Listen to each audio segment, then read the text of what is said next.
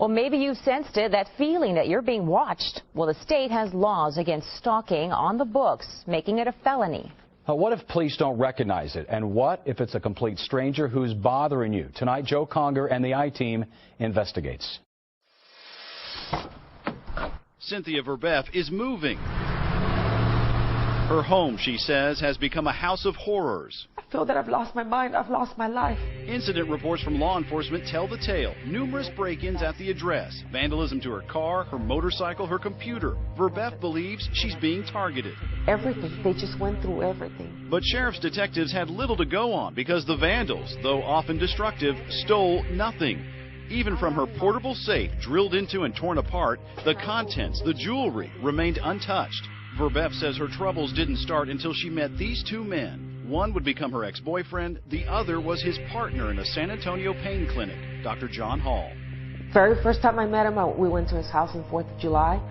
And he told me that because I was already there in his house, I would be the next victim, that I was going to be stalked. Verbeff found the doctor's prophecy to be correct. She suffered months of oddness. Coming in through the front door, and I touch the doorknob, and it just falls into pieces. Lights left on, doors open, furniture moved, her clothes dryer disassembled. Her friends say they noticed the strange happenings. They tell the I-Team they even witnessed a gas oven left turned on. As soon as you walk in the house, you'd smell gas in the house. So the whole house smelled from gas. So immediately turned it off and opened up the doors. But, I mean, that thing doesn't just turn on by itself. And it had been running for a good length of time. Or the time Verbeff and a friend say they were stalked at a mall. I saw him following us to several stores, and I would see the man close to us, looking at us.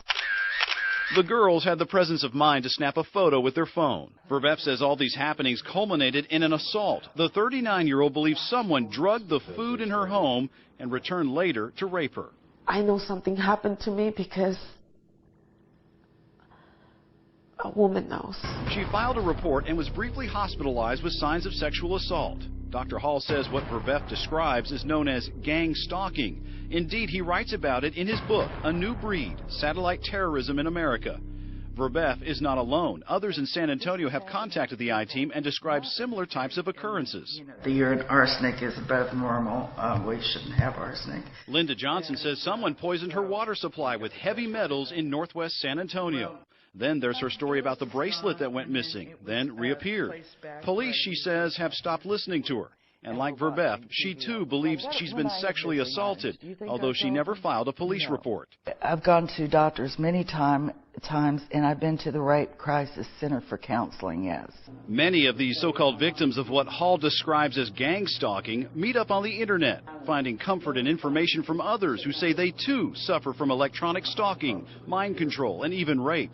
Loosely defined, gang stalking is where organized groups target and harass unwilling victims to the point of paranoia, leaving the victims to deal with skeptical family members and skeptical law enforcement. This isn't stalking done by a former spouse or former boyfriend or someone that you know that's disgruntled at you, but stalking that's being done by total strangers in an organized fashion. And some internet links take you here to the book mentioned earlier, written by Dr. John Hall. The book is fact. It's not a book of fiction. What I've wrote about is an isolated story here in San Antonio. Dr. Hall says it is a story about himself and the harassment and rapes his ex-girlfriends allegedly suffered beginning in 1996. Dr. Hall believes the people behind it are well-organized operatives using government satellite technology to terrorize him and other victims. All voicing the same complaints: organized stalking, weird electronic disturbances going on in their homes. Most of the women are complaining of drugging and sexual assault. So it's a big national problem. Verbeff bought the book, and what she read, she says, caused her stomach to turn, because within the chapters in the story, she found similarities to her own situation. I pulled out the book and I started reading, and I'm like, oh my God, it's exactly what's happening. It's like turning the pages of your own story. Everything. Remember the doors, windows, even the clothes dryer taken apart? Page 35, third paragraph, talks about reassembling appliances. The drugged food and rape? Page 52 talks of concealing Rohypnol, the date rape drug, in drinks and food. The account in Hall's book is chilling, and the I-Team uncovered some truth to his story. San Antonio police reports indicate there was a rape reported in 2007 in the same quad of condos where one of Dr. Hall's girlfriends supposedly lived. San Antonio police say the condo rape remains under investigation. And Bexar County detectives say Verbeff's assault remains open as well. And although there are some interesting connections to Dr. Hall in the book, law enforcement won't and cannot say if Dr. Hall is even a person of interest. The I-Team thought the similarities were striking and asked him. Could you, in fact, be the person that's creating this mess for these women? And that's actually one of the reasons why I got out of my ex-fiance's life, to make sure that they weren't victimizing her in order to get at me. Dr. Hall says he's been targeted by the same groups. There's mention in the book of a conspiracy by the criminals and by fellow doctors. Dr. Hall says the Texas Medical Board retaliated against him for uncovering the gang stalking. The I-Team confirmed one local hospital suspended Dr. Hall's clinical privileges for 2 months in 2006. In 2007, the Texas Medical Board ordered 2 mental evaluations of Dr. Hall. The first came back normal, but a second evaluation found a probable delusional disorder and ordered psychiatric treatment. And in 2008, Hall's license was suspended, this time when he tested positive for cocaine. In the book, he explains the operatives drugged him with cocaine periodically.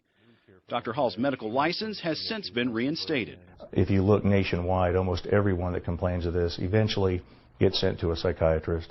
The psychiatrists don't look into the technology. They don't do any research into whether or not any of this is possible. With his book published, Dr. Hall is taking his message nationally. He's appeared on cable TV shows. Thank you so much, Dr. Hall. Late night radio. And our guest tonight, Dr. John Hall. And even has his own radio program in the works. There have been several people in my midst, obviously, that have been victimized, but if you look at it on a larger scale, it is a national problem as well. Dr. Hall says the problem is gang stalking, seeking to victimize innocent women and sully his reputation for exposing them. For the I-Team, Joe Conger, KENS 5 Eyewitness News. Dr. Hall's belief is that we all face some sort of terrorism in our lives that is mostly unseen and deadly. He contends criminals are tapping into our government surveillance systems to gain access to our lives and minds.